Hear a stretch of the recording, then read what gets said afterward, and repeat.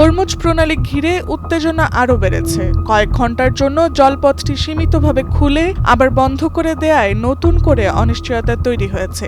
সম্প্রতি ইরানি সংবাদ মাধ্যমের বরাতে হরমুজ প্রণালী ঘিরে উঠে এসেছে কিছু চাঞ্চল্যকর তথ্য। আন্তর্জাতিক বিশ্লেষকদের মতে আইআরজিসির চাপে নাজেহাল মার্কিন বাহিনীরা। হামলা পাল্টা হামলায় শঙ্কাজনক অবস্থায় আছে মাঝ সমুদ্রে অবস্থানরত সকল বাণিজ্যিক এবং সামরিক জাহাজ।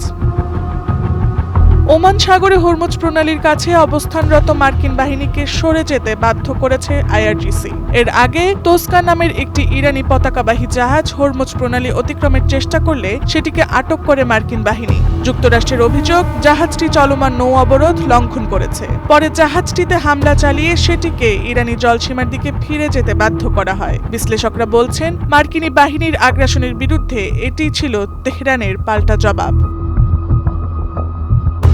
ইরানি প্রেস টিভির প্রতিবেদনে বলা হয়, আইআরজিসি নৌ ইউনিটের সময় মতো উপস্থিতি এবং দ্রুত প্রতিক্রিয়ার মুখে মার্কিন বাহিনী শেষ পর্যন্ত এলাকা ছাড়তে বাধ্য হয়। এই ঘটনায় চলমান যুদ্ধবিরতির মধ্যেও ওয়াশিংটন ও তেহরানের মধ্যে উত্তেজনা আরও তীব্র হয়েছে। তবে এই বিষয়ে এখনো আনুষ্ঠানিক কোনো বক্তব্য দেয়নি যুক্তরাষ্ট্র।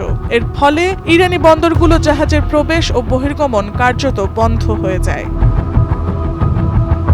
হরমুজ প্রণালী ঘিরে এই বাড়তি উত্তেজনা ইরান যুক্তরাষ্ট্রের সম্ভাব্য দ্বিতীয় দফায় শান্তি আলোচনাকে আরও অনিশ্চয়তার মুখে ঠেলে দিয়েছে। বিশেষজ্ঞদের মতে সামরিক চাপ ও পাল্টাপাল্টি অবস্থানের কারণে আস্থার ঘাটতি বাড়ছে, যা কার্যকর কোনো সমঝোতায় পৌঁছানোর পথে বড় বাধা হয়ে দাঁড়াতে পারে। কূটনৈতিক প্রচেষ্টা এই উত্তেজনা কমাতে পারবে নাকি পরিস্থিতি আরও সংঘাতের দিকেই এগোবে, তা এখন এই সময়ের সবচেয়ে বড় প্রশ্ন। Tasnuva Sanjida, Times today.